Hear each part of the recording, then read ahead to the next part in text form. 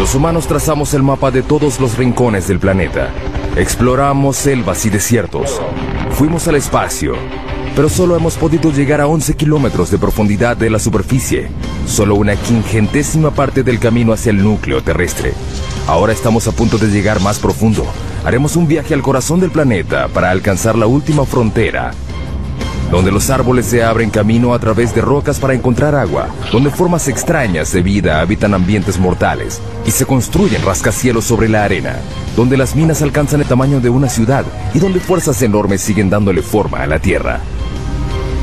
Acompañaremos a científicos, ingenieros y aventureros mientras investigan, exploran y desafían los misterios que yacen debajo.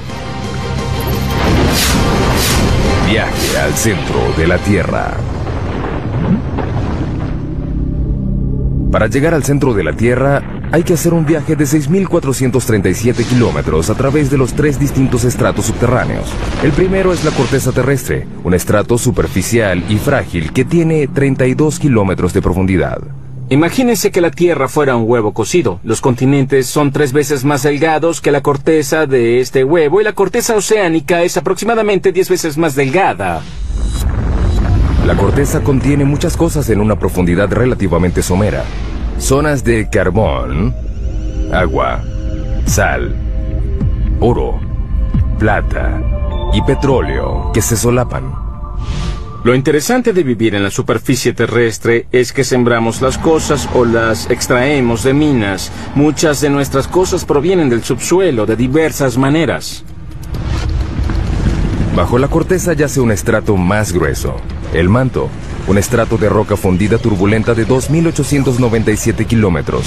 Por dentro, el planeta es una región de roca caliente que hierve a temperaturas y presiones que nadie se puede imaginar.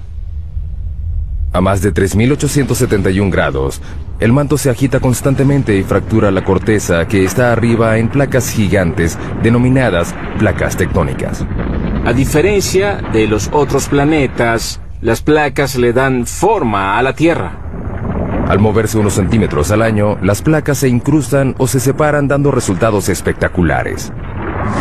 Tenemos volcanes que hacen erupción en la superficie y terremotos, pero logramos sobrevivir en un equilibrio muy delicado. Los volcanes son una fuente increíble de riqueza y de fertilidad. Los volcanes traen nutrientes y materiales frescos a la superficie terrestre. De ahí obtenemos suelos frescos y buenos. De allí provienen nuestros recursos minerales. Ahí se forman. A 2.897 kilómetros bajo el núcleo externo, el hierro fundido es la clave de nuestra supervivencia. Es un campo magnético del ancho de la Tierra que nos protege de la radiación solar. Necesitamos el campo magnético de la Tierra debido a la violencia intensa de nuestro Sol. Finalmente llegamos al núcleo interno, el ambiente natural más mortal de la Tierra. Al llegar al centro de la Tierra, la presión es 3.6 millones de veces mayor a la de la superficie. Es suficiente para reducir este granito a la mitad de su volumen. Nuestro increíble viaje comienza a unos pocos centímetros debajo de nuestros pies. Si peláramos el estrato más superficial de la Tierra, encontraríamos el mundo de los insectos. El de las hormigas es el más amplio. Este podría ser un hormiguero grande.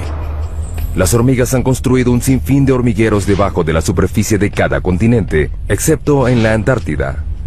Pueden ver las hormigas que salen de la parte superior. Algunas de ellas transportan algo que parece larvas. Las hormigas han estado aquí desde hace 120 millones de años. Precedieron a dinosaurios como el tiranosaurio Rex. Compartieron la Tierra con el estegosaurio y el triceratops. Superan a los humanos en una proporción de 140.000 a 1. No conozco a ningún otro insecto social que se haya extendido tanto. Es una sociedad que se extiende a lo largo de porciones enormes del ambiente terrestre del planeta. Las hormigas son rápidas. Su velocidad es equivalente a la de un humano que corre a 64 kilómetros por hora. Son fuertes. Pueden alzar 20 veces su propio peso. Es como si un hombre adulto alzara un auto. Sin embargo, lo que más hacen es construir hormigueros. Aunque sorprendente, es una tarea vital para los humanos. Los hormigueros ayudan a que el aire y el agua penetren el suelo y lo mantienen fresco y fértil.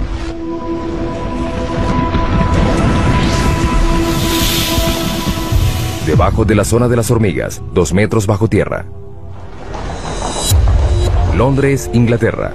A 2 metros bajo estas calles concurridas yacen las venas y arterias que transportan las necesidades de la vida moderna. 45.000 kilómetros de gasoductos, 30.500 kilómetros de cables eléctricos, 64.300 kilómetros de cloacas y el lugar de descanso final para millones de personas. La frase 2 metros bajo tierra se usa mucho para hablar de los fallecidos y enterrados, pero ¿de dónde proviene? Es una historia que data de 1665 en Londres. La ciudad sufría una epidemia de peste bubónica. En plena epidemia llegó a haber más de 7.000 muertos a la semana. El Lord Alcalde de Londres trató de detener la propagación de la enfermedad y ordenó que se excavaran las tumbas de las víctimas de la plaga al menos 2 metros bajo tierra. Se creía que los muertos infectaban a la gente sana y que al enterrarlos a 2 metros bajo tierra se podía contener la enfermedad. Luego, la gente supo que la plaga era transmitida en realidad por las pulgas que portaban las ratas negras. Finalmente, la epidemia de 1665 causó la muerte de 72.000 personas, 1 de cada 6 londinenses. La ciudad no descansó hasta que el gran incendio de Londres acabó con las ratas el año siguiente. Sin embargo, la tradición de enterrar los muertos a esa profundidad se extendió por todo el mundo.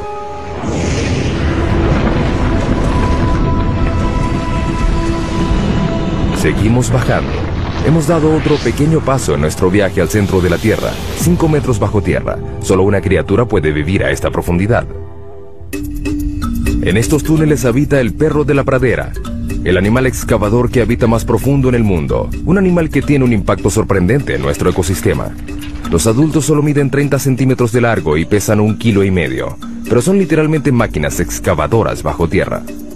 Excavan empujando la tierra con sus patas, pateándolo. También usan su cabeza como un martillo neumático. Es muy divertido. Las madrigueras tienen hasta 5 metros de profundidad y más de cientos de metros de longitud. Son más grandes que un campo de fútbol. Además son muy complejas. El diseño tiene un sistema sofisticado de aire acondicionado. Hay 2 entradas a diferentes alturas que crean un vacío parcial, que hace que el aire entre por la entrada más baja y salga por la más alta. Es un sistema de madriguera muy complicado. No creo que se haya encontrado otro animal que tenga un sistema de madriguera tan complicado como este. Estas pequeñas criaturas tienen una importancia increíble para otros animales. Muchos animales dependen de los perros de la pradera para su supervivencia. Por ejemplo, estas madrigueras tienen un efecto significativo en la manera como el agua y los nutrientes circulan a través del ecosistema de las praderas. Ese pasto es más nutritivo. Las praderas se benefician de la presencia de estos perros. Sus excavaciones le llevan aire al suelo y su excremento ayuda a fertilizarlo. En el siglo XIX había más de 400 millones de perros de la pradera, pero los granjeros los consideraban alimañas y los eliminaban. Hoy quedan menos de 100 millones. Es una mala noticia para las áreas donde habitan. No son realmente parte del sistema de las praderas como lo eran hace 200 años, porque no hay suficientes para que tengan el impacto que se necesita para atraer a los búhos de madriguera o al bisonte. Por un lado, no son animales en peligro de extinción, pero las praderas, como deberían ser y como fueron hace 150 años, sí están en peligro. La próxima parada en nuestro viaje es a 15 metros de profundidad. En muchos lugares del mundo desaparecen las formas de vida superiores a esta profundidad. El suelo da paso a la roca. Comenzamos a encontrar carbón. El carbón se formó hace 300 millones de años. Fue un proceso que ocurrió una sola vez. El clima era más caliente y más húmedo que el actual. En las regiones ecuatoriales de la Tierra predominaba un pantano gigante. Los árboles caídos y la vegetación se descomponían en el suelo cenagoso y los sedimentos superiores los comprimieron en rocas. Hoy, el carbón genera 1/3 de la electricidad mundial. Se producen 7 millardos de toneladas al año. Los campos de carbón más grandes del mundo están en China, Rusia y los Estados Unidos. El estado de Pensilvania produce el 1% del suministro mundial. El pueblo de Centralia, en Pensilvania, una vez tuvo 1.500 habitantes.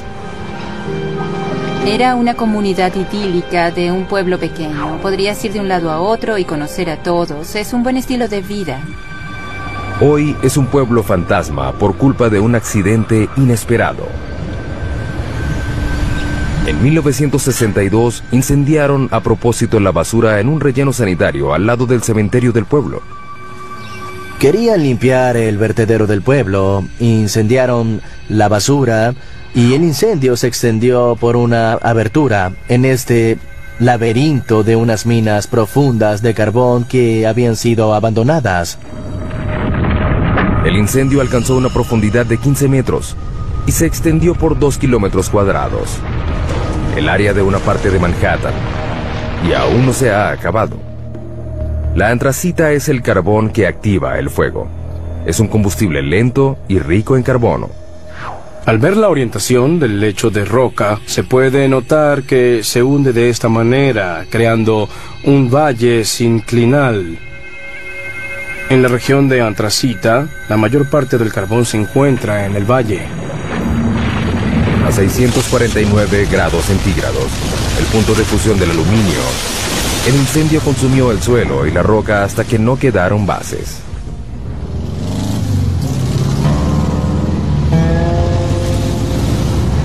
Lo que una vez fue la avenida Locust, la vía principal de Centralia, es en la actualidad una sección de una autopista rural. Es difícil imaginar que esto fue una vez el centro de un pueblo. En esta fotografía vemos cómo era Centralia antes. Estamos en lo que era la estación de servicio de John Codington. Ese árbol muerto de allá es el mismo de la fotografía. Las calles estaban llenas de casas, unas al lado de la otra. Todo eso desapareció, la naturaleza reclamó lo suyo y ya no queda casi nada del antiguo pueblo. Esta casa en la avenida Locust, enfrente de la estación de servicio, pertenecía a Bob Gadinsky. En 1977, mi esposa y yo adorábamos esta casa. Era una comunidad muy unida. Como ven, ya no queda nada más que un monte lleno de maleza. Con el pasar de los años, el incendio creció. Se hizo más fuerte y se avivó. Quemó el paisaje y chamuscó los árboles desde abajo. Aparte del calor y el humo, el fuego despidió un gas nocivo al igual que lo hace hoy en día. Monóxido y dióxido de carbono, sulfuro de hidrógeno y dióxido de azufre. No es recomendable que respires aquí porque estos gases están presentes. Cuando las calles comenzaron a desintegrarse, el gobierno federal entró en acción y en 1984 el Congreso financió la evacuación voluntaria. La mayoría de los ciudadanos de Centralia se mudaron para nunca volver. Era preocupante vivir sobre un desastre. Nos sentíamos atrapados y me preocupaba la seguridad de los niños. Por eso me fui tan pronto como pude. El incendio subterráneo ganó. De 15 a 150 metros de profundidad, el suelo ya dio paso a la roca. Esta es la zona de construcción, el estrato donde nacen los proyectos de construcción más grandes del mundo. Como los trenes subterráneos, hay 52 sistemas ferroviarios subterráneos en el mundo. El más largo está en Shanghái, China. 422 kilómetros de rieles, 55 kilómetros más largo que la ciudad de Nueva York. Sin embargo, el tren subterráneo más profundo del mundo está en San Petersburgo, Rusia, a 100 metros bajo tierra, la altura de la Estatua de la Libertad. Tradicionalmente los túneles se excavaban así, o así. Ahora usan esto. La máquina perforadora de túneles, también conocida como MPT. Las MPT se usaron por primera vez en 1956 para excavar la cloaca del río Humber en Toronto. La máquina mide 122 metros de largo, su cabeza cortante mide 15 metros de diámetro y gira 3 veces por minuto para cortar la roca. Se usa un láser para mantener el rumbo. A medida que las MPT avanzan, se instalan anillos de acero y placas revestidoras de concreto. Las MPT son como fábricas móviles. Por el frente cortan la roca y por detrás dejan un túnel acabado. La MPT es el secreto tras alguno de los megatúneles del mundo, como el túnel de base del Gotardo, que comunica a Suiza con Italia a través de la cordillera más alta de Europa, los Alpes. El punto más profundo del Gotardo está a 2.438 metros, por debajo de los picos de las montañas. Se extiende a lo largo de 58 kilómetros. Es el túnel ferroviario más largo del mundo. La construcción comenzó en 1996. Se necesitaron 4 MPT para perforar 2 túneles paralelos de manera simultánea, de un extremo a otro, a través de 24 millones de toneladas de roca. Tardó 14 años. Finalmente, en octubre de 2010, se logró realizar la perforación final. Antes, los camiones tardaban 4 horas en ir de Zúrich, Suiza, a Milán, Italia. El túnel redujo la duración del trayecto en 90 minutos. Para los ingenieros que construyen túneles, la roca es una pesadilla que deben atravesar. Pero la roca también se utiliza para construir las bases de los edificios más altos del mundo. Nueva York, el hogar de los rascacielos más famosos y más antiguos del mundo. Para mantener en pie estos edificios colosales, los ingenieros anclaron las bases de los edificios al lecho de roca, construyeron una plataforma y construyeron encima de ella. De hecho, el horizonte de Manhattan refleja el estrato de roca que tiene debajo. El anclaje sostiene a la mayoría de los rascacielos, incluyendo el edificio más alto del mundo, el Burj Khalifa de Dubái, que mide 823 metros de altura y tiene bases de 50 metros de profundidad. Pero si no hay lecho de roca, ¿se puede construir un rascacielos? Es un desafío que debieron enfrentar los ingenieros de la próxima parada de nuestro viaje, a 114 metros de profundidad, debajo de uno de los edificios más altos del mundo, las Torres Petronas en Kuala Lumpur, Malasia. Es increíble que estas enormes torres de concreto y cristal estén sobre arena y no sobre roca. Hemos demostrado que se pueden construir casas en la arena con las técnicas de ingeniería adecuadas. La construcción comenzó en 1996. Se planificaron 2 edificios de 88 pisos y 457 metros de altura. Cada torre pesaría 300.000 toneladas aproximadamente. Al principio la idea era construir las bases en el lecho de roca, pero los topógrafos descubrieron que la roca bajo el lugar de construcción tenía pendientes pronunciadas. Era como un acantilado subterráneo de casi 183 metros. Si seguían construyendo, la mitad de las torres quedaría sobre el acantilado y la otra fuera de él. Un llamado al desastre. Si hubiéramos mantenido la posición original, ya no tendríamos torre. Se habría caído. El lugar de construcción era un área limitada en el centro de la ciudad. No había espacio para construir torres completamente sobre la roca. Decidieron más bien alejarlas del lecho de roca completamente. Eso implicaría que las bases tendrían que pasar por el suelo blando a un estrato de arena. Las bases se mantendrían en pie por fricción, la misma fuerza que mantiene un clavo en la madera. El clavo está arraigado a un pedazo de madera de la misma forma como estas pilas de fricción están clavadas en el suelo por debajo de la torre. El equipo de construcción puso manos a la obra. Debajo de cada torre hundieron 104 pilas a 4 metros de distancia entre sí. Era un bosque virtual de concreto y acero.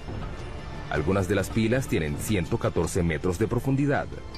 En 2011 son las bases más profundas de cualquier edificio en el mundo. La ingeniería subterránea logró lo imposible. 2 torres de 457 metros de altura construidas sobre arena.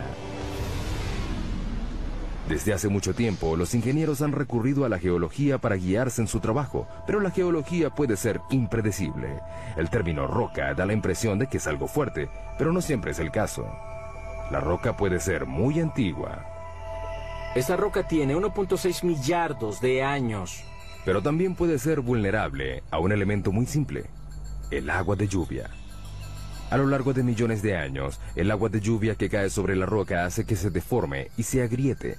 Estas fracturas pueden ser enormes. Aquí hay una gigante que se extiende por toda esta roca. Finalmente, el agua crea cavernas en las rocas por las que llega a inmensos lagos y ríos subterráneos. Más abajo, el agua satura la roca como una esponja. De hecho, puede haber entre 5 y 10 océanos de agua dentro de las rocas de la Tierra. El 99% del agua dulce líquida del mundo yace en el subsuelo. Las reservas más grandes están en China, Rusia, África y Estados Unidos.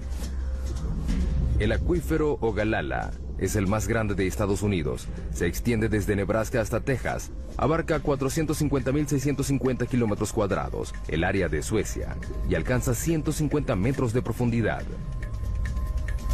Pero en muchos lugares del mundo, el agua subterránea se está acabando. Esto quiere decir que la gente, los animales y las plantas deben ir cada vez más profundo para obtenerla. La próxima parada de nuestro viaje es la raíz más profunda de un árbol a 122 metros de profundidad. Mpumalanga, Sudáfrica. En un precipicio ubicado sobre las claves de Eco, hay un pequeño bosque de higueras que tienen 150 años. Estas higueras han superado 2 retos: crecer sobre roca y sin ninguna fuente aparente de agua. Parecen sacados del Señor de los Anillos. Las raíces y las rocas no se mezclan. Los árboles normalmente crecen en suelo fértil. Sin embargo, el clima de este lugar es árido. Durante la mitad del año no llueve. Las higueras necesitan hasta 23 litros de agua diarios para sobrevivir y romperán las rocas para encontrarla. Las raíces de los árboles están programadas genéticamente para saber que hay agua debajo de ellas. La punta de la raíz segrega un lubricante llamado mucílago que suaviza el recorrido de la raíz. A medida que crece, la raíz explora la roca en busca de grietas y puntos débiles. Las higueras dependen de una sola raíz para encontrar agua. Esta llega muy abajo. La pregunta es, ¿qué tan abajo? Nos deslizamos hacia las profundidades de la Tierra. Cuanto más abajo, más duro es el camino. Es increíble lo que hace la madre naturaleza, solo para encontrar agua. Pero la raíz de la higuera es escurridiza. Esperemos encontrar algo más adelante. Finalmente, Burroughs encuentra algo. ¡Oh, al fin! A 37 metros de profundidad vemos la primera señal de una raíz de higuera real. La raíz tarda 70 años en llegar tan profundo. Una vez que encuentra humedad, termina su viaje. La raíz se encuentra en el fondo a 122 metros de profundidad. Estamos viendo la raíz más profunda que conozca el mundo. Está bombeando agua debajo de mi mano mientras nosotros conversamos. La está bombeando hacia la higuera. Hasta la superficie. Hemos pasado por mamíferos subterráneos, túneles hechos por el hombre y las raíces más profundas hasta llegar a la zona mineral. Las rocas están conformadas por minerales. El hombre ha explotado la riqueza mineral de la Tierra por más de 40.000 años. Pero ¿qué hacemos cuando una mina llega al final de su vida útil? Algo completamente inesperado, como lo demuestra nuestra siguiente parada en el descenso al centro de la Tierra. Sala, Suecia, 152 metros de profundidad. En 2006, los suecos convirtieron una antigua mina de plata en una de las habitaciones de hotel más profundas del mundo. Está amoblada en plata con un comedor exclusivo. Sin embargo, el baño más cercano está en la superficie. La temperatura ambiente es de unos fríos 4 grados. La mina de plata que aloja esta habitación fue clausurada en 1908. Durante 400 años, los mineros extrajeron 40.000 toneladas de roca, casi toda a mano. En el siglo XIX, esta era la mina más importante de Suecia.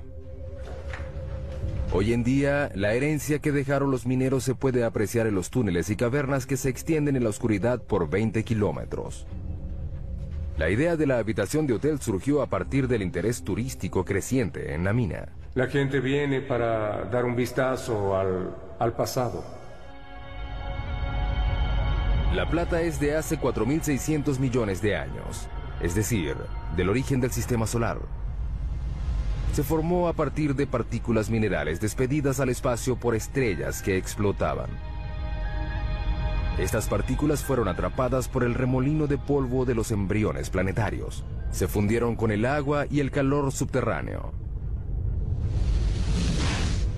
Hoy se extraen en Australia, China, Europa y América 20.000 toneladas de plata al año. En Sala, el agua que ayudó a crear la plata una vez sigue ahí. La mitad de la mina está llena de agua. Cuando la mina funcionaba, había bombas para controlar el agua de lluvia que se filtraba. Ya no se hace. Esta sección inundada de la mina contiene unos 5 millones de litros. Suficiente agua para llenar 25.000 bañeras. Marco y Tatia Ranisto reservaron la habitación subterránea para celebrar su 15º aniversario de bodas. La idea fue de Tatia. Quiero darle una gran sorpresa y algo especial. Gracias. El elevador tarda 4 minutos y medio a una velocidad de 60 centímetros por segundo para llegar a la habitación a 152 metros de profundidad. Marco empieza a vacilar. Estoy nervioso. Estaré bajo tierra solo. Bueno, casi solo. Estaré ahí. Los Ranisto llegan a su destino. Oh.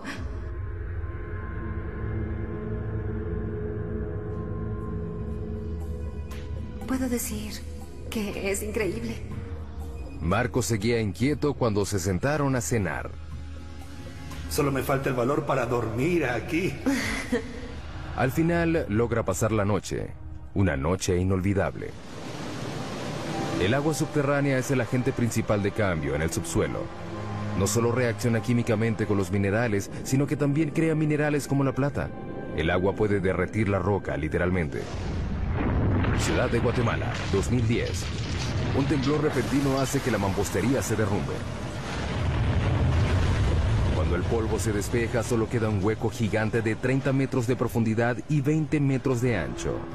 Desapareció una cuadra completa. La ciudad de Guatemala está construida sobre caliza porosa. El agua subterránea puede disolver la roca y dejar una capa superficial frágil que puede ceder sin ninguna advertencia. Es increíble que el colapso solo ocasionara una muerte. Sin embargo, fue la segunda dolina más grande en 3 años en esta ciudad. Las dolinas son aterradoras y a veces mortales. Sin embargo, algunas de ellas pueden proporcionar una gran cantidad de datos científicos. Próxima parada de nuestro viaje, también en América Latina. A 335 metros de profundidad. El Zacatón, México. Es una dolina llena de agua donde no hay lugar para la vida. Bajo esta superficie apacible no hay aire. Pero en este lugar vive una forma de vida, los microbios, y son muy extraños. Todas las bacterias y materia biológica deben sobrevivir en un ambiente anaeróbico que origina formas de vida extrañas. En 2006, la NASA envió un equipo a estudiar los microbios del Zacatón. El primer paso fue descubrir cómo era el interior de la dolina. No sabíamos cuán grande era, ni cómo era. Era algo completamente desconocido. Por eso llegaron con una nueva tecnología, un robot en forma de huevo, diseñado para llegar a donde las ondas no pueden. Lo llamaron Profundidad X. Puede ir en todas direcciones, hacia arriba, hacia abajo, a la izquierda, a la derecha. Puede girar y hacer cualquier movimiento necesario para abrirse camino a través de un ambiente tridimensional. Profundidad X mide 2 metros de ancho y 1,5 de profundidad. Es del tamaño de una moto de 4 ruedas. Lo que lo hace especial es que no se maneja a control remoto, se conduce solo. Una vez que desciende por debajo de la superficie, queda por su cuenta. Durante ese tiempo, debe tomar sus propias decisiones. Para ver, el robot cuenta con un sonar. Esta tecnología se desarrolló en el siglo XX para hacer rebotar ondas sonoras en las paredes y piso de la dolina. El robot crea constantemente en su memoria un mapa tridimensional actualizado como un murciélago que vuela en una cueva oscura. Profundidad X fue el primer robot en tener la capacidad de pensar por sí mismo. Bien sea crear el mapa, decidir tomar una muestra o regresar a la superficie, son decisiones que el robot debe tomar. Luego de sumergirse 50 veces, Profundidad X se conoce todos los rincones y ranuras. La gente se pierde en las cuevas y no sabe si está en la segunda o tercera intersección. Un robot con Profundidad X hace un buen trabajo al distinguir estas situaciones confusas, mejor que las personas en algunos casos. En poco tiempo, el Zacatón reveló sus secretos. Sabemos que es caliente, tal vez hay manantiales que alimentan el Zacatón. La sorpresa más grande fue el descubrimiento de 100 tipos de bacterias, incluyendo 6 nuevas especies de un microbio llamado Archaea, que tiene un estilo de vida extraño. Viven del azufre. Una de las arqueas tenía azufre en su organismo, metabolizaba el azufre del agua y lo utilizaba como una fuente de energía. El descubrimiento confirma que no todas las formas de vida requieren condiciones como las de la Tierra. Tal vez algún día un descendiente de Profundidad X haga un viaje al espacio. Veremos a estos exploradores ir a lugares donde la gente no puede llegar. A un lugar como la luna de Júpiter, Europa, en busca de vida similar en otro mundo. América Latina y México en particular están llenos de dolinas. La provincia de Yucatán tiene más de 3.000 dolinas.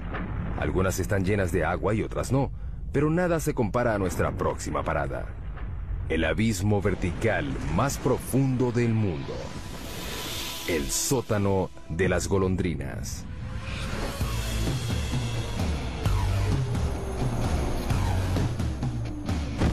Para cierto tipo de paracaidistas, este lugar representa un reto único. Te paras en el borde, miras hacia abajo y te lanzas. Sientes una corriente de aire.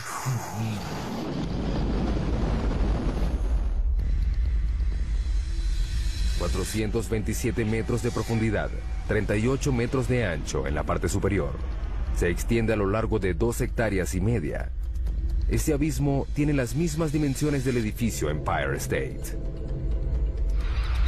El sótano de las golondrinas recibe este nombre por las aves que anidan a lo largo de las paredes del lugar. Millones de ellas vuelan en espiral al amanecer y regresan al atardecer. Lo que para las aves es fácil, es muy difícil para un paracaidista. Todo depende de la posición y la precisión en el tiempo. Los paracaidistas corren el riesgo de desorientarse en el subsuelo. Cuando saltas al subsuelo, hay paredes que te rodean. Siempre tendrás paredes alrededor. El paracaidista tiene 6,5 segundos para alar el cordón. Si lo hace muy tarde, el paracaídas no tendrá tiempo para desplegarse. La velocidad de caída es de 37 metros por segundo. Caer al suelo a esa velocidad es como chocar contra una pared en un auto que va a 130 kilómetros por hora. ¿Qué hacen a la hora de regresar? Nos enganchamos a una cuerda de extracción que está atada a un cabrestante. Podemos sacar a 2 paracaidistas en 10 minutos y repetimos el proceso. Seguimos descendiendo al centro de la Tierra y ahora buscamos minerales. Nuestra próxima parada es la mina de sal más grande del mundo que está en Ontario, Canadá. La mina de Sifto, ubicada a 549 metros de profundidad. La sal es un tipo de roca compuesta de sodio y cloro. Es lo que queda de los océanos antiguos que cubrieron una vez la Tierra y se evaporaron a raíz del cambio climático. Un adulto promedio necesita consumir una cucharada de sal al día para evitar enfermedades, caer en coma e incluso evitar la muerte. Por eso no nos debe sorprender que las primeras minas de sal se abrieron hace 14.000 años en lo que hoy en día es Austria. Los mineros extraen 260 millones de toneladas de sal al año en todo el mundo. Los yacimientos más grandes de sal están en China, Rusia y Canadá. La mina de Sifto fue abierta en 1959. Está ubicada a 500 metros por debajo del pueblo de Goderich, Ontario, y se extiende por debajo del lago Huron. La La mayoría de las minas consisten en túneles pequeños sostenidos por vigas y pilares llamados puntales. Sifto es más bien una ciudad subterránea. Sus cavernas se extienden por 8 kilómetros cuadrados, es decir, un área del tamaño del centro de Manhattan. Tiene incluso sus propias tiendas y oficinas. Donde el techo comienza a hacerse más bajo, los mineros saben que se acercan al lugar donde estas sierras eléctricas gigantes trabajan. Abrimos túneles de 4 metros de alto y 18 de ancho. Las hojas de 3 metros de largo cortan la roca. Las hojas de sierra giran 1500 veces por minuto. El aire está lleno de polvo. El ruido es abrumador y está a punto de empeorar. Perforamos y explotamos las cabeceras de mina de 18 metros de ancho y 18 metros de alto. Son cuevas enormes.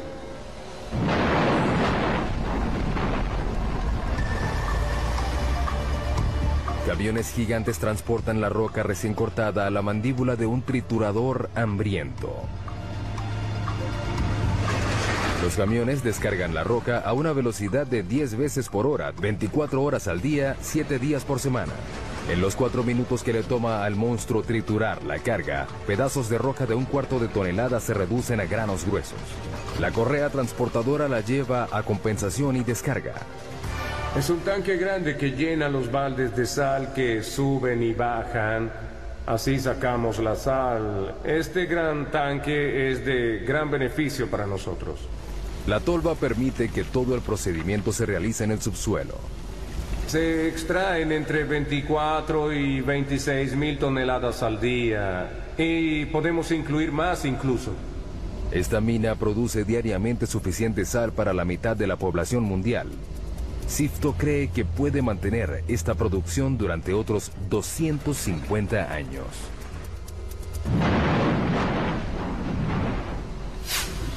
Ahora iremos 183 metros por debajo de la mina de Sifto, a otra mina de sal, en Sondershausen, Alemania.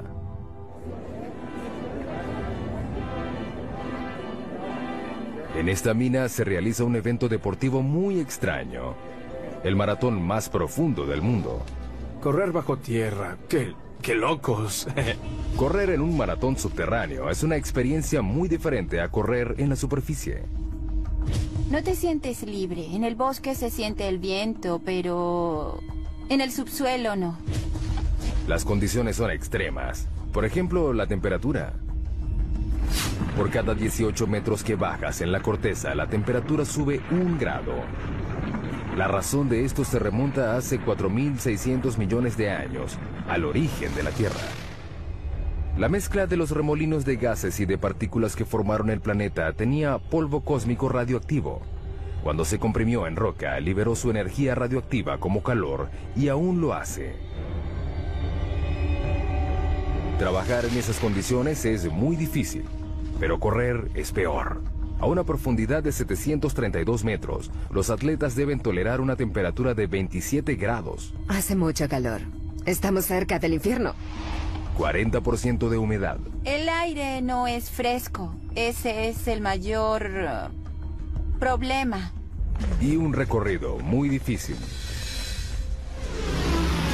La carrera se realiza en un circuito irregular que sube y baja 213 metros en cada vuelta. Si te caes aquí abajo, puedes tener lesiones fuertes. A la velocidad promedio de un maratón, el pie pasa 0.2 de segundo en el suelo. Con la fatiga, el pie se queda más tiempo en el suelo. En la mina, cuanto más largo es el contacto, mayor será el riesgo. ¿Ves? Es muy resbaloso. Necesitamos zapatos con un buen perfil como este. Estos tienen un perfil alto, pero podría ser más alto. Necesitas unos zapatos de clavos. Con muchos. Es inevitable que este suelo traicionero tenga una víctima. No se sabe por qué los atletas corren el riesgo de competir en estas condiciones peligrosas. Si les preguntan, todos responden lo mismo. Por placer. Creo que es el maratón más difícil del mundo. ¿Quién puede decir que corrió en un maratón a 610 metros bajo tierra? Luego de pasar medio día bajo tierra, los atletas pueden regresar a la superficie. El calor húmedo, el aire seco y las demás condiciones difíciles son solo temporales. Sin embargo, para los 33 mineros chilenos no fue fácil salir en 2010, cuando el techo de uno de los túneles de la mina de cobre colapsó y quedaron atrapados a 732 metros. Los mineros tuvieron que soportar 27 grados centígrados, un aire tenso y lleno de polvo de roca, oscuridad y aislamiento. No sabían si lograrían salir. Tuvieron que perforar una roca volcánica dura llamada basalto para abrir el hoyo de rescate. Pero esta roca se caracteriza por sus deslizamientos súbitos. Con el temor de provocar otro colapso, equipos de todo el mundo llegaron a Chile a perforar el hoyo de rescate con la última tecnología. Fue un proceso muy lento. Luego de 69 días, los 33 mineros fueron rescatados, uno de los rescates mineros más grandes de la historia. Nos acercamos a los lugares más profundos a los que ha llegado el hombre. Este es el laboratorio científico más profundo del mundo. Hay mucho que hacer aquí. El observatorio Sudbury Neutrino, o Snow Lab, queda a 2 kilómetros por debajo de la región central de Ontario. Hay 2 experimentos en curso, uno que está en la etapa final de la puesta en marcha y otros 3 grandes experimentos que están en construcción. Los científicos de Snow Lab están buscando algo que solo se puede ver a 2 kilómetros de profundidad. Unas partículas diminutas de materia cósmica denominadas neutrinos. Son tan pequeñas que 200 cuatrillones de ellos cabrían en un grano de arena. 200 cuatrillones tiene 26 ceros. No es de sorprender que los neutrinos sean muy livianos. Son partículas increíblemente livianas que normalmente pasan inadvertidas por la Tierra. Los científicos descubrieron los neutrinos en 1956. Están por todo el universo. Para poder ver algo tan pequeño, hay que filtrar los rayos gamma, los rayos X y la radiación ultravioleta que bombardean continuamente la Tierra desde el espacio. Hay que probar que no haya radiación convencional que interfiera en las señales que estás esperando, y para ello se necesita mucha protección radiológica. Por eso el laboratorio está a esa profundidad. Estos rayos cósmicos imposibilitan las mediciones de los neutrinos, que son muy sensibles. Los 2 kilómetros de roca por encima de nuestro laboratorio reducen estos rayos cósmicos por un factor de 10 millones. Para encontrar algo tan pequeño como los neutrinos, se necesitan equipos muy grandes. Cuando buscas una partícula, tratas de aumentar las probabilidades de verlo. Los túneles y cámaras intercomunicados del Snow Lab se extienden por un área de 7.247 metros cuadrados. Es el tamaño de 6 piscinas olímpicas juntas. Parece una estación espacial y no un laboratorio subterráneo. La construcción del laboratorio tardó 18 años y costó aproximadamente $70 millones. Los neutrinos dejan una estela fugaz de luz cuando pasan a través de ciertas sustancias. Esta caverna una vez tuvo 60.000 toneladas de roca. Ahora aloja a esta esfera de 12 metros. La esfera contiene 757 litros de agua pesada. Es un tipo de agua natural que es más sensible a los neutrinos porque su peso molecular es mayor. El neutrino causa una reacción que genera luz. Esta luz reacciona con los fotodetectores. Así podemos descubrir su energía y su dirección. Es difícil llegar al laboratorio a esa profundidad. El elevador desciende a 640 metros por minuto. Luego hay que caminar un trecho de 1,5 kilómetros. La temperatura ambiente es de 27 grados. Es muy caliente por la presión que hay a esa profundidad. Alrededor de ellos la roca está presionada a 551 bares. 500 veces más que la presión de aire en la superficie. El reto para abrir el laboratorio fue crear un ambiente puro bajo tierra. Mantenemos las fuentes de polvo y contaminación al mínimo, limpiando constantemente. Al entrar, los científicos deben someterse a un proceso riguroso de descontaminación para eliminar el polvo que pudiera arruinar los delicados experimentos. Tenemos que quitarnos todo lo que llevamos puesto en la mina, ducharnos y ponernos ropa limpia que nunca haya estado expuesta a polvo de la mina. Aparte del polvo, la gente siempre despide desechos minúsculos por sí sola. 600.000 partículas de piel por hora. 100 hebras de cabello al día. Todo eso puede comprometer el trabajo del laboratorio. Una vez adentro, los científicos deben someterse a más procesos de limpieza y revisión. Hasta las cloacas del laboratorio están limpias. Tratamos todos los desechos del baño y todas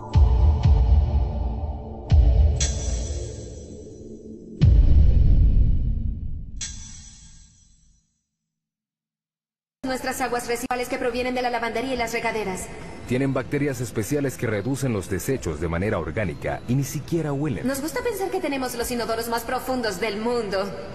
Es una comodidad que les agradaría a los exploradores subterráneos de nuestra siguiente parada en el viaje al centro de la Tierra. La madre de todas las cuevas a 2 kilómetros de profundidad.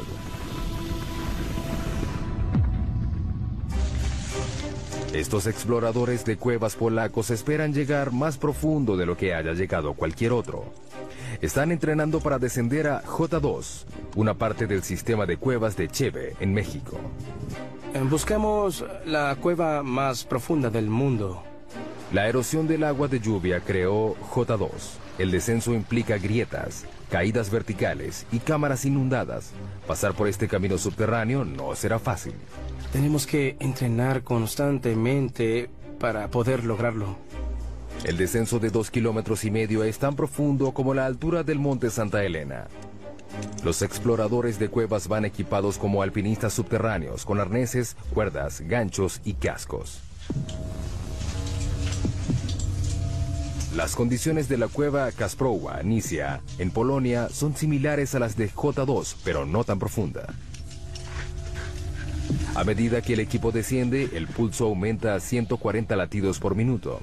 Los exploradores queman unas increíbles 6,000 calorías diarias, el doble de lo normal. Hay que llevar mucha comida durante la exploración. En la expedición real, cada explorador llevará más de 27 kilogramos de comida a un campamento base casi a la mitad del camino. Aunque es muy agotador llevar toda esa carga de comida a menos de 1 kilómetro, es vital. Simplemente se necesita llenar el estómago. Así es. A los exploradores de cuevas les encanta estar bajo tierra. Cuanto más angosta y pequeña sea la cueva, mejor. Para mí es como estar en un parque, jugando con mis amigos. Pero la J2 real no es ningún juego para niños.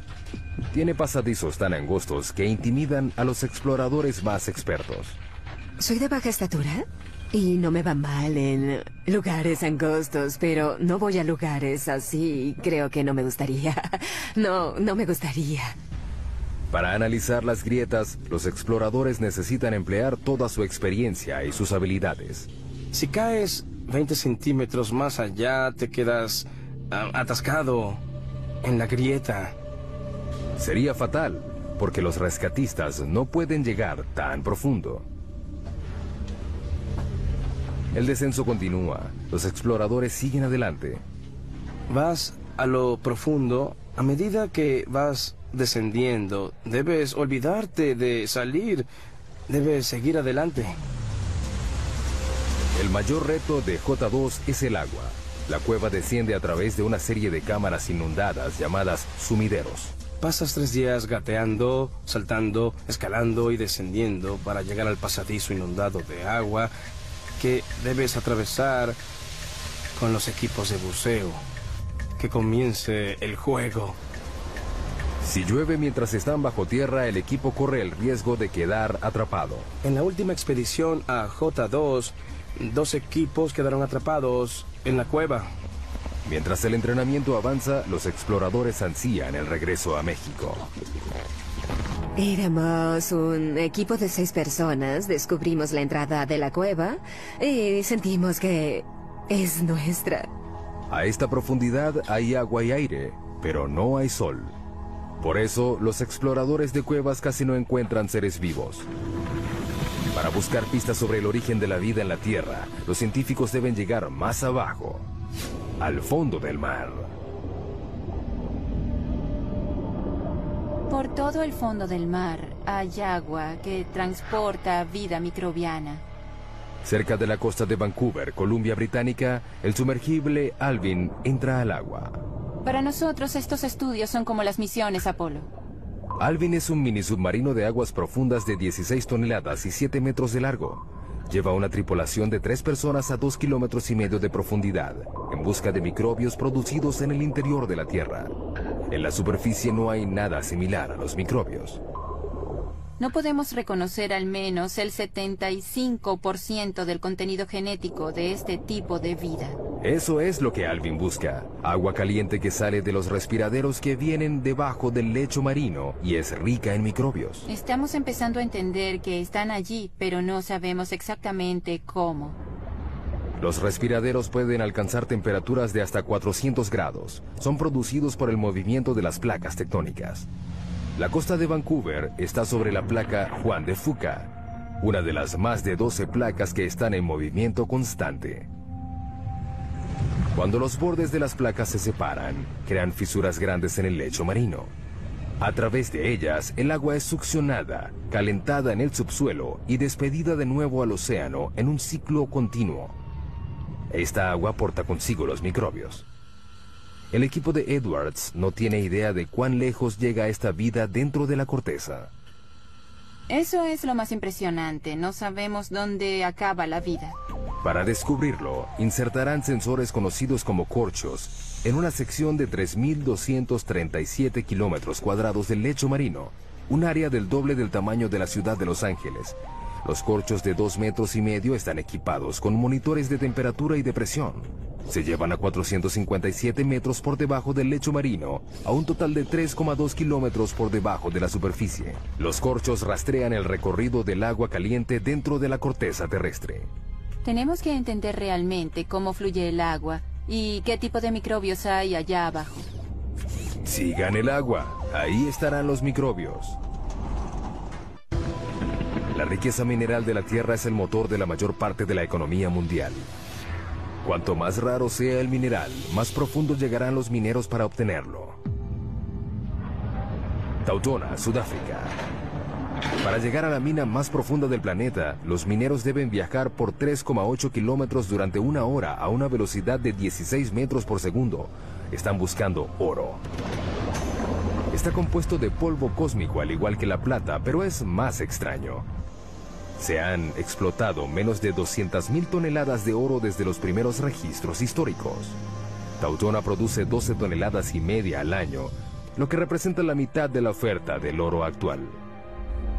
Al abrirse el elevador, una ola de calor recibe a los mineros. A esta profundidad, la temperatura ambiente es de unos achicharrantes 54 grados. Hace más calor que en el Valle de la Muerte en verano.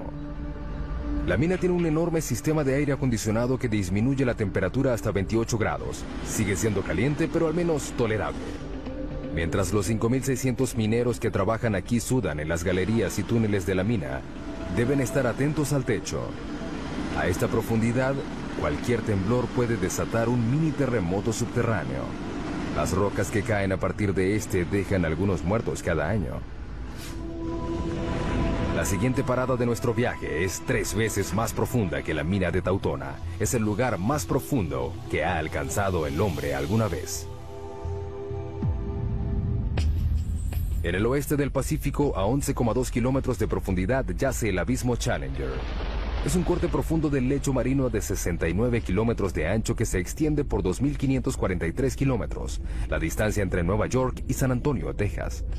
El peligro en este abismo no es el calor ni los temblores, es la presión.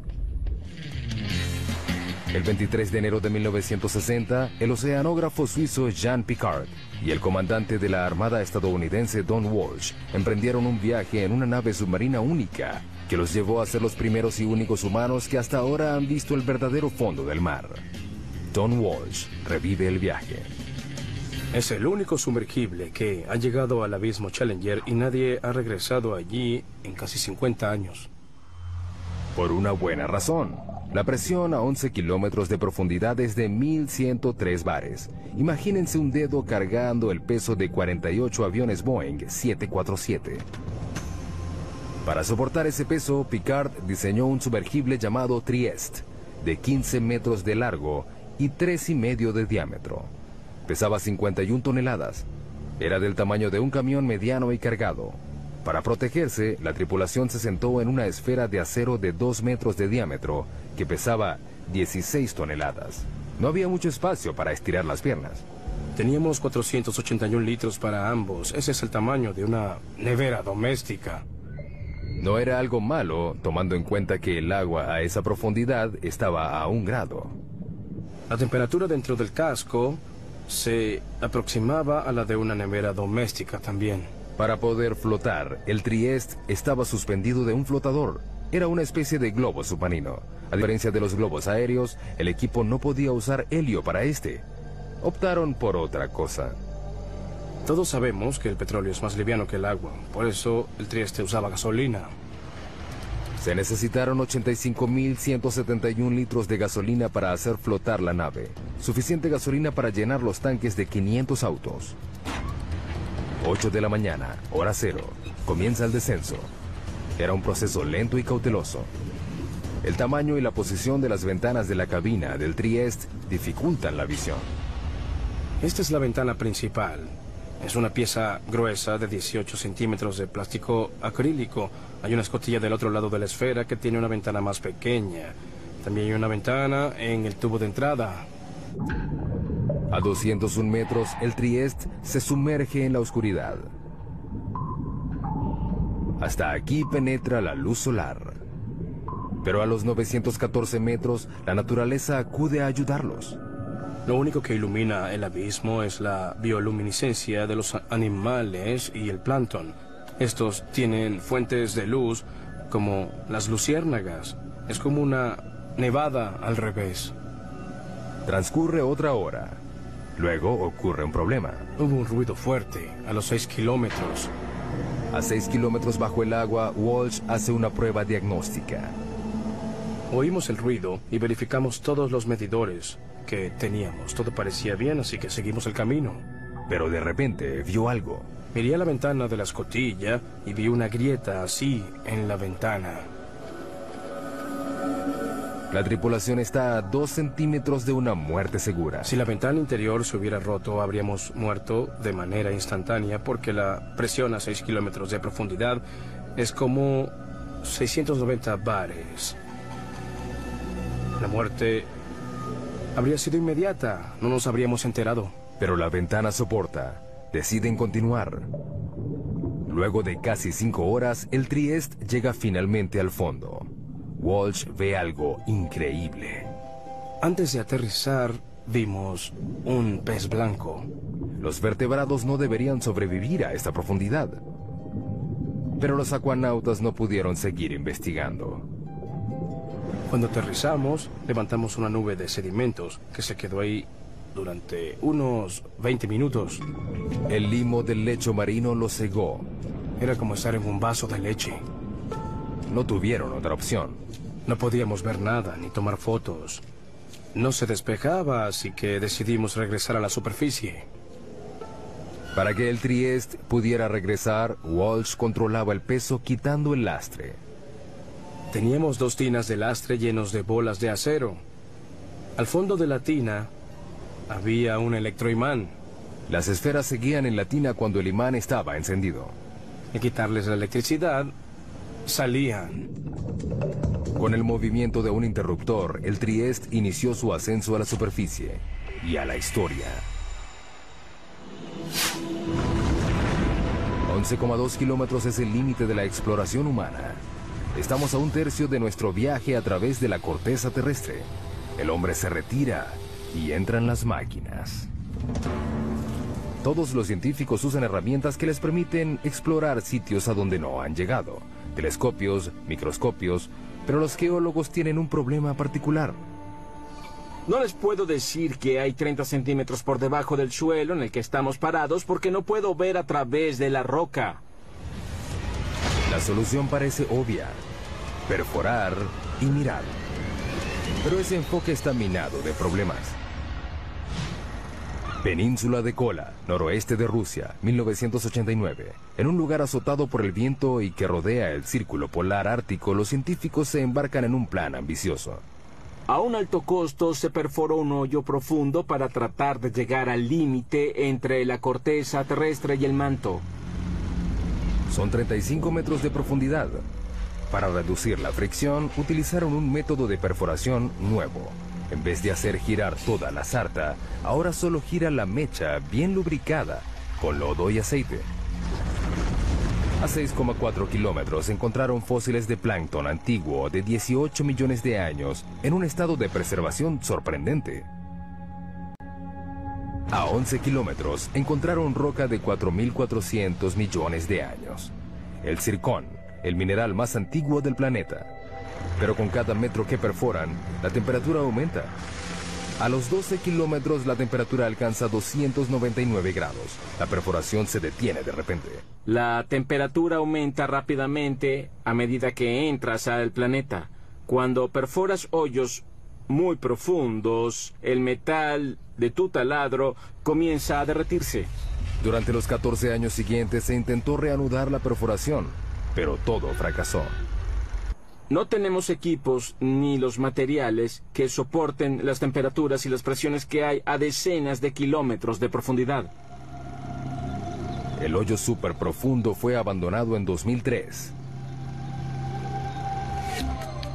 ¿Qué hacen los geólogos si no pueden perforar? Pues usan sus oídos. No vemos lo que hay dentro del planeta, lo escuchamos. Estos ecógrafos se conocen como sismógrafos y siguen los sonidos hechos por el movimiento de las rocas en el subsuelo. Literalmente escuchan los terremotos. En promedio, hay un terremoto de magnitud 6 o más cada 3 días. Hace que todo el planeta tiemble. Las vibraciones cambian según la densidad de la roca. Estos son datos que los geólogos pueden leer. Hemos podido crear imágenes tridimensionales de todo el planeta mediante el seguimiento de miles de sismos hechos con miles de sismógrafos durante muchos años. Todo el mundo depende de los recursos que están bajo nuestros pies. La próxima parada de nuestro viaje es en el campo petrolero más profundo de los Estados Unidos, a 11,2 kilómetros por debajo del Golfo de México. Cuando están en operación, más de 6.000 plataformas petroleras explotan las costas de Texas y de Luisiana con la capacidad de suministrar el 25% del petróleo estadounidense. Pero no es fácil de encontrar. Está a 1,5 kilómetros bajo el agua y a 10 kilómetros dentro de la roca. A medida que se va dificultando el hallazgo de petróleo y gas, se van perforando hoyos cada vez más profundos en aguas cada vez más profundas. Se está desarrollando una revolución en la perforación en aguas profundas en las costas de Egipto, África Occidental, Brasil y el Golfo. Es impresionante que tengamos la tecnología para perforar tan profundo. Pero la tecnología tiene limitaciones. En la primavera de 2010, una plataforma llamada Deepwater Horizon perforaba un pozo relativamente somero de 7 kilómetros de profundidad en el campo Macondo, a 80 kilómetros de la costa de Luisiana. 20 de abril, 10 de la noche, la plataforma es sacudida por una explosión. A 56 kilómetros de distancia se avista una bola de fuego. Mueren 11 trabajadores petroleros y hay 17 heridos. En el lecho marino a 1,5 kilómetros, el cabezal de pozo roto descarga hasta 60.000 barriles de petróleo diarios. Un barril tiene 159 litros. Es como 450 camiones cisterna al mar. Aproximadamente se derramaron 5 millones de barriles de petróleo. Ha sido el peor derrame petrolero en Estados Unidos. ¿Pero qué fue lo que sucedió? Deepwater Horizon ya había perforado pozos a 11 kilómetros del fondo del campo petrolero del Golfo durante el otoño anterior, en otro lugar. En comparación, la perforación en Macondo era casi rutinaria, pero las apariencias engañan. El Golfo es uno de los lugares más difíciles de perforar. La plataforma continental, en 1,5 kilómetros, se transforma de manera abrupta en una serie de arrecifes pronunciados, valles con cañones y volcanes de lodo de hasta 152 metros de altura. La geología es muy complicada. El petróleo debajo de este lecho marino accidentado se extiende por una grieta de roca de 35 millones de años y 244 metros de grosor. Está atrapado bajo una presión enorme, 100.000 veces mayor a la superficie. El peso de la roca superior presiona hacia abajo. Eso aumenta muchísimo las presiones en el fondo del pozo. Además de la presión, los perforadores se pueden encontrar con bolsillos potencialmente peligrosos de gas metano congelado, conocidos como hidratos. Si perforas uno por accidente, puede ser un gran problema. Al calentarse por la fricción de la perforación, el metano explota en el pozo y libera cantidades enormes de volumen de petróleo. Muchos investigadores le atribuyen la causa de la tragedia del Deepwater Horizon a un bolsillo de metano congelado. La tecnología convencional de barrido no siempre puede identificar estos bolsillos. Es un desafío para la exploración petrolera. La gente no sabe cuánto porque es muy difícil crear la imagen sísmica. Ahora despliegan una nueva generación de sensores de lecho marino para ayudar a detectar el gas congelado antes de que se convierta en una amenaza. Lo lanzamos al agua por un lado del barco y dejamos que se hunda hasta el fondo del mar con un ancla de concreto pesado. Se queda allí durante varios días o varios meses. A diferencia de los sismógrafos convencionales, este sensor de lecho marino no mide las ondas sonoras generadas por el movimiento de las placas tectónicas de la Tierra, sino que detecta la electricidad. Medimos las propiedades electromagnéticas del lecho marino y su conductividad eléctrica. La electricidad proviene del campo magnético de la Tierra. Cuando encuentra radiación solar en la atmósfera superior, genera una corriente global dentro de la corteza que alcanza el núcleo externo. Sin embargo, es débil. Medimos menos de 1 nanovoltio en el lecho marino. Las señales que nos interesan son pequeñas. La corriente fluye a través de distintas rocas según la facilidad que tengan estas de conducir o resistir la electricidad. Mediante la medición de esta corriente, los sensores proporcionan una imagen más detallada de lo que hay dentro de la roca. Además, distingue un buen conductor eléctrico como el agua y uno malo como el petróleo. Esto es bueno porque evitas perder el tiempo perforando un pozo de agua salada que te cuesta $100 millones. Igual que el petróleo, los hidratos de metano son malos conductores, pero existen a profundidades someras por debajo del lecho marino. Para encontrarlos, hay que darles una descarga eléctrica a la Tierra. Eso es lo que este instrumento que tengo delante trata de hacer. Lo llaman SUESI, las siglas en inglés de Instrumento Submarino de Fuente Eléctrica Scripps. Utiliza un suministro de 2000 voltios con una corriente de hasta 500 amperios, un mini rayo que es 5 millones de veces más fuerte que el que se necesita para matar a un ser humano. Lo llevamos muy cerca del lecho marino a través de un cable por la parte de atrás de nuestro barco de investigación. Lo alimentamos con electricidad y genera una corriente eléctrica que se inyecta en el agua por una antena. Luego miden lo que reciben de vuelta. Una lectura somera que muestra que la roca es resistente a la electricidad. Quiere decir que contiene un bolsillo de hidratos. El tiempo dirá si el barrido electromagnético ayudará a reducir el riesgo de reventones en el mundo de los campos petroleros profundos. Mientras tanto, la técnica tiene muchos otros usos entre los geocientíficos. Es como poder ver dentro de un plato de sopa hirviendo y saber a dónde va todo.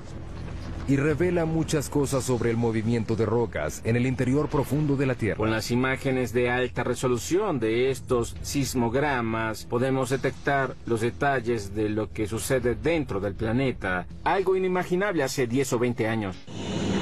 Estamos casi a la mitad de nuestro recorrido a la corteza, casi 5 kilómetros más profundo que cualquier humano haya llegado. No es un lugar amigable. Aquí la roca está a 482 grados, suficiente para derretir el vidrio. La presión es 1517 bares y estamos buscando terremotos. En todo el planeta, las placas tectónicas se incrustan y se pandean en un movimiento lento y continuo a un promedio de 2,5 centímetros al año. La misma velocidad a la que crecen nuestras uñas. Sin embargo, ese movimiento puede ser devastador en la superficie. Enero 2010, Puerto Príncipe, Haití. Un terremoto de magnitud 7 sacude la ciudad. El sismo principal dura solo 10 segundos, pero las réplicas continuaron por 2 semanas.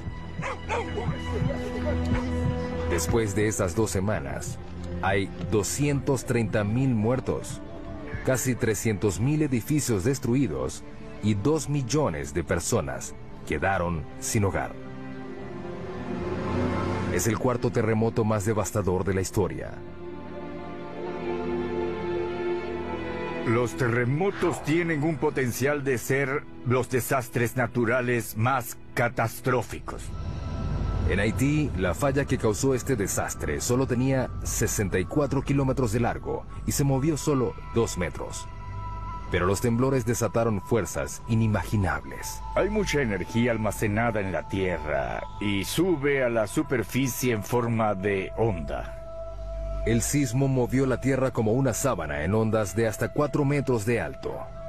Cuando golpea la superficie, la onda se concentra allí, se refleja y regresa. Puede tener el doble de intensidad de la onda de ese lugar.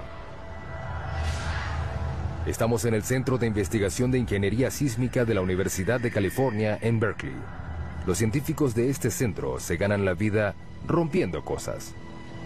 Estos son algunos de los modelos probados de las columnas esquineras. Pueden ver que están muy dañados. Estas pilas de escombros son los restos de pruebas de laboratorio, el fruto del trabajo científico que ha hecho posible la creación de edificios antisísmicos perfectos. Los científicos ya aprendieron la lección. Si un terremoto ocurre en un lugar, volverá a ocurrir. No es cuestión de si ocurre, sino de cuándo. En California tenemos la mala suerte de tener terremotos con bastante frecuencia. Sin embargo, eso nos hace prepararnos. Las únicas opciones son mudarse o construir edificaciones más seguras. Debemos prepararnos mejor para un terremoto mediante mejoras de normas de diseño. Durante un terremoto el movimiento más peligroso no es el vertical, sino el horizontal. Este ingeniero trabaja en un diseño que hace las paredes más resistentes a los movimientos horizontales mortales que derriban los edificios.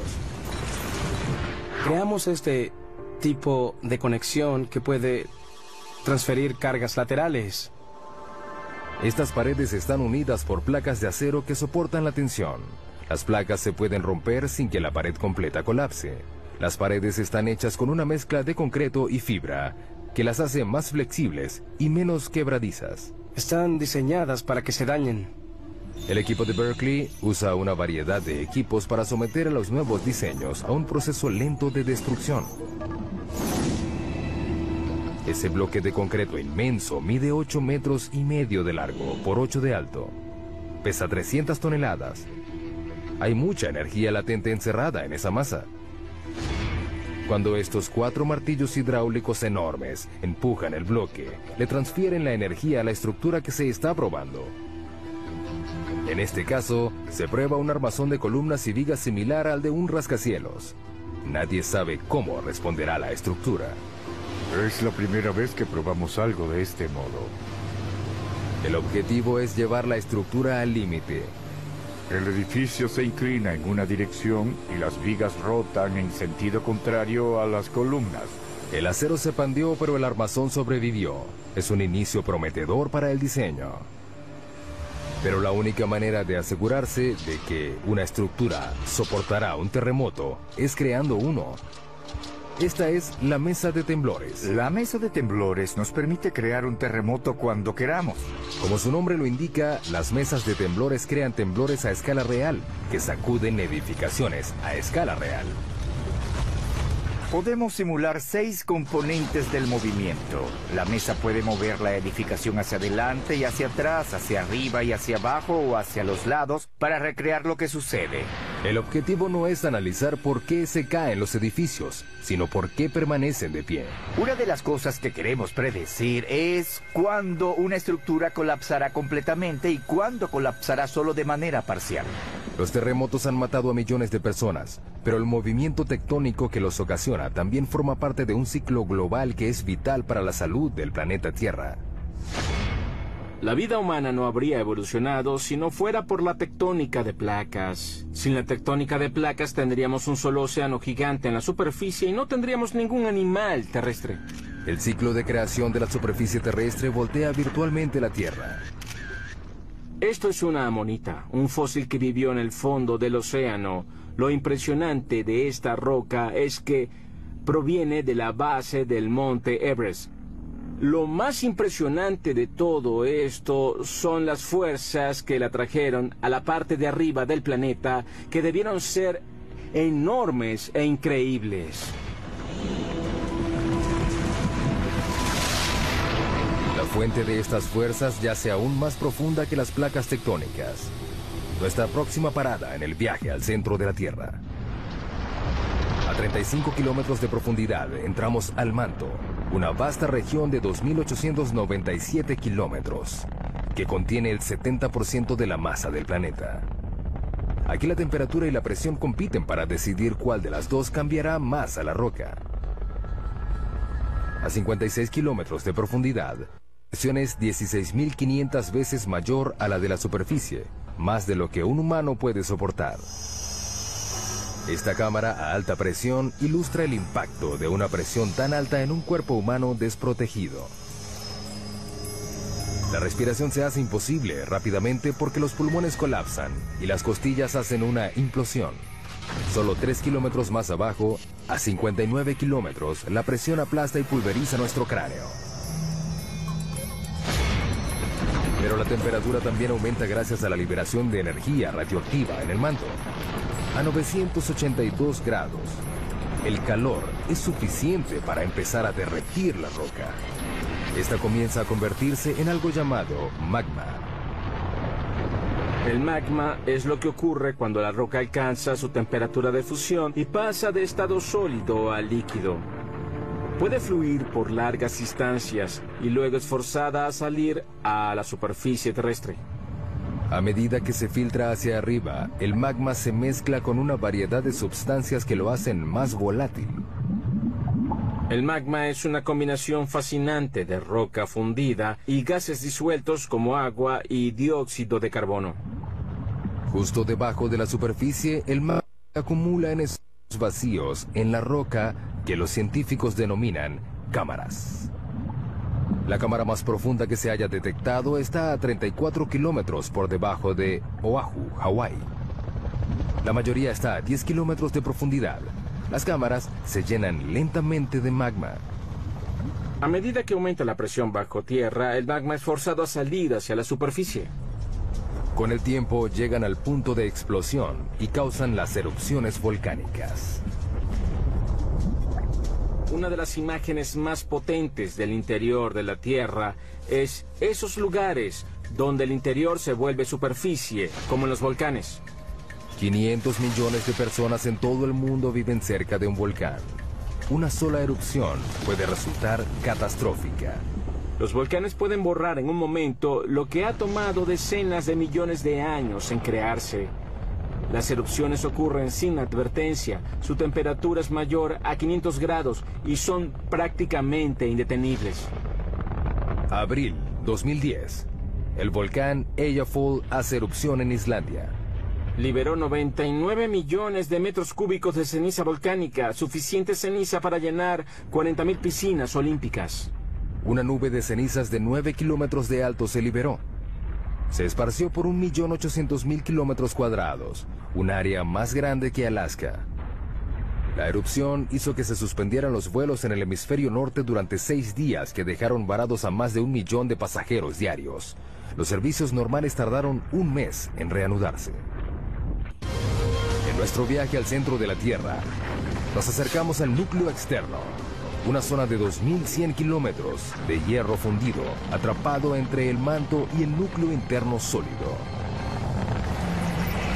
Para llegar aquí, hemos viajado a través de agua y roca, combatido con la temperatura y la presión, y revelado los secretos subterráneos que le dan forma a nuestras vidas. Pero nos queda un misterio por resolver. ¿Qué hace que la Tierra sea magnética? El campo magnético de la Tierra se extiende por 72.400 kilómetros en el espacio. Este protege al planeta de la fuerza completa de la radiación solar. Una sola erupción solar que dure 2 horas esparce 10.000 millones de toneladas de partículas radioactivas. Son suficientes para darle electricidad a Estados Unidos durante 10.000 años, o para evaporar nuestra atmósfera. Sin el campo magnético que las desvía, las partículas solares extinguirían la vida en la Tierra. Necesitamos el campo magnético de la Tierra debido a la intensa violencia de nuestro Sol.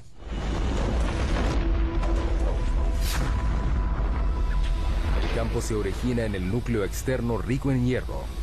Nuestra próxima parada a 2.897 kilómetros de profundidad. Aquí la temperatura es de 4.427 grados, suficiente para superar la presión rígida y fundir el hierro.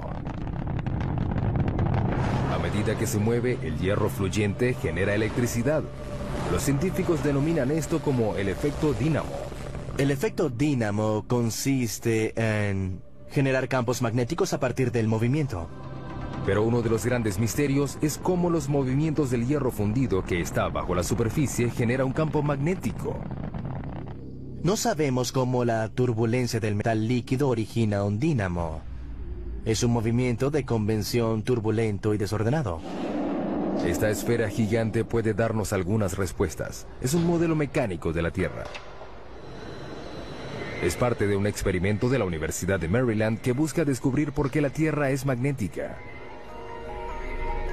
La esfera tiene 7 metros de ancho, pesa 23 toneladas y rota a una velocidad máxima de 130 kilómetros por hora. Tratamos de obtener velocidades tan altas como sea práctico, para así intentar simular las condiciones del planeta. El núcleo externo está hecho del mismo material de la esfera, el hierro, un buen conductor eléctrico. El núcleo interno ya es magnético, pero es débil. Nadie sabe exactamente por qué, pero al igual que un dínamo gigante, la corriente que se mueve a su alrededor crea un campo magnético. Por supuesto, Lathrop no puede reproducir las condiciones reales del núcleo externo. No podemos ir al núcleo, por eso no podemos ver directamente qué sucede. Pero cree que puede aproximarse.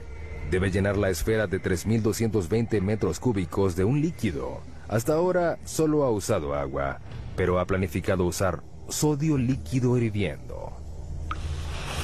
El sodio es inflamable, debemos manejar los riesgos de incendio con cuidado. Pero es lo único aparte del hierro fundido que puede hacer el trabajo. El sodio tiene la ventaja de que se derrite a una temperatura relativamente baja y es un excelente conductor comparado con el hierro líquido. La esfera es el último de una serie de experimentos. Comenzamos construyendo experimentos del tamaño de la mano, que luego pasaron al tamaño de una pelota de básquetbol y luego del tamaño de, no sé, una pelota de medicina. Es el más grande hasta ahora, pero al igual que el campo magnético de la Tierra, nadie sabe cómo funcionará el experimento.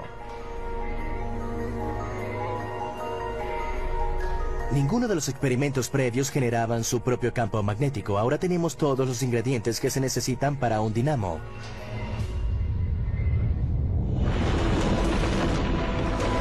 Casi 6.400 kilómetros de profundidad, llegamos al final de nuestro viaje, el núcleo terrestre. Es una masa de hierro de 2.400 kilómetros de ancho y un área superficial un poco mayor a la de América del Sur.